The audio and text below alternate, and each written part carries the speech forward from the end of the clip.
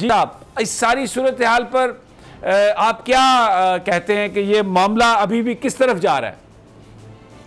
देखिए, अब पंजाब में चीफ मिनिस्टर का इलेक्शन होना है। कोई परवेज इलाही साहब बगैर इलेक्शन के तो हलफ नहीं उठा सकते ना। वहां पर चीफ मिनिस्टर का इलेक्शन होना है और उस इलेक्शन में उन्हें 186 वोट चाहिए दुरुस्त चीफ मिनिस्टर इलेक्ट होने के लिए। उन 186 वोट के लिए उन्हें पूरी पीटीआई की सपोर्ट चाहिए, वन एंड द ऑल। अब वो पूरी पीटीआई की सपोर्ट, उनको पूरे वोट पीटीआई के मिल जाएं तो वो चीफ मिनिस्टर का इलेक्शन जीतते हैं।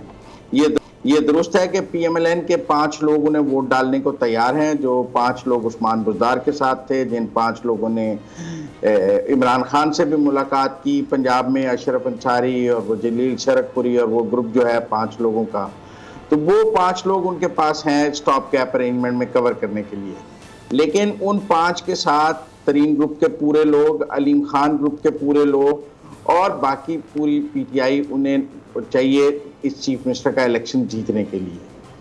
पीएमएलएन के लिए, इसके मुकाबले में पीएमएलएन एक कैंडिडेट फील्ड करेगी, हारे या जीतें, लेकिन चीफ मिनिस्टर का इलेक्शन बिला मुकाबला तो परवेज इलाही को वो नहीं होने देंगे ना।